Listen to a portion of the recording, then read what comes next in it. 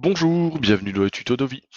Aujourd'hui, je vais vous présenter, toujours dans notre logiciel le Builder, je vais vous présenter comment créer un devis très simplement.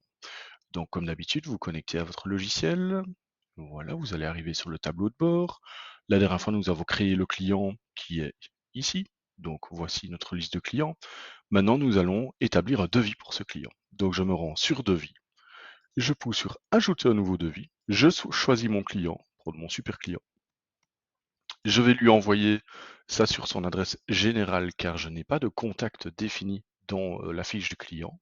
Je vous invite à aller revoir ma vidéo sur la création du client pour voir également la création des contacts liés à ce client-là. Je vais mettre un titre à mon devis. Donc, qu'est-ce qu'on va lui vendre à notre client? On va lui vendre du matériel. Donc, votre matériel. Voilà. Dans les entrées, donc les entrées, ça signifie les lignes du devis. Donc dans l'onglet Entrées, je vais aller ajouter des articles. Alors je vais prendre des articles qui se trouvent dans mon catalogue, par exemple l'article habituel, voilà. Je vais lui vendre 7 pièces de ceci et je vais créer un nouvel article qui n'est pas dans mon catalogue. Donc je vais lui vendre des clous, voilà. Je vais lui vendre ici 100 clous. Ce sont des clous qui se vendent à l'unité, donc par pièce, et le prix de vente d'un clou, on va lui dire, c'est 2 cents. Voilà. Alors j'aimerais bien que ceci se retrouve dans mon catalogue pour la prochaine fois. Donc je coche ajouter au catalogue, je pousse OK. Mes articles se mettent ici, et mon devis est déjà prêt. Je peux changer l'ordre de mes lignes si je le désire. Je peux également mettre un commentaire, commentaire, description de mon commentaire, sur plusieurs lignes évidemment. Hop, voilà, comme ça.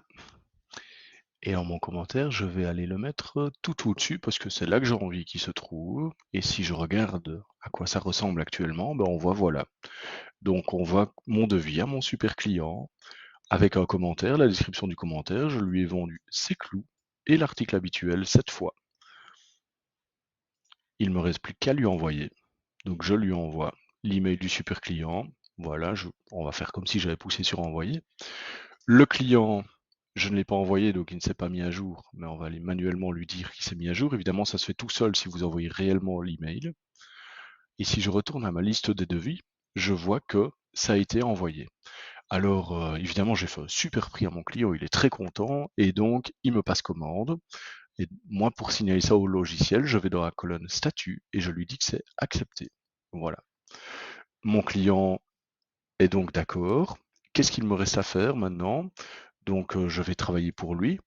Il y a quelques jours qui se passent et puis alors je vais avoir envie de lui facturer. Alors très simple pour lui facturer. Vous allez dans le devis, vous reprenez votre devis et ici sur le côté vous avez facturé et on envoie la facture automatiquement. Voilà.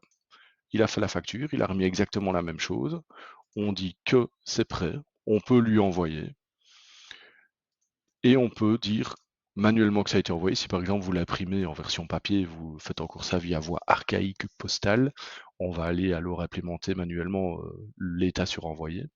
Et alors on va voir ici dans la liste des factures que mon super client a reçu sa facture, qu'elle a été envoyée. Une fois que le client l'a payé, ce sera l'objet d'une autre vidéo, mais tout simplement, il suffit d'aller lui dire que c'est payé. Voilà, mais ce sera la prochaine vidéo. Excellente journée à vous et à bientôt.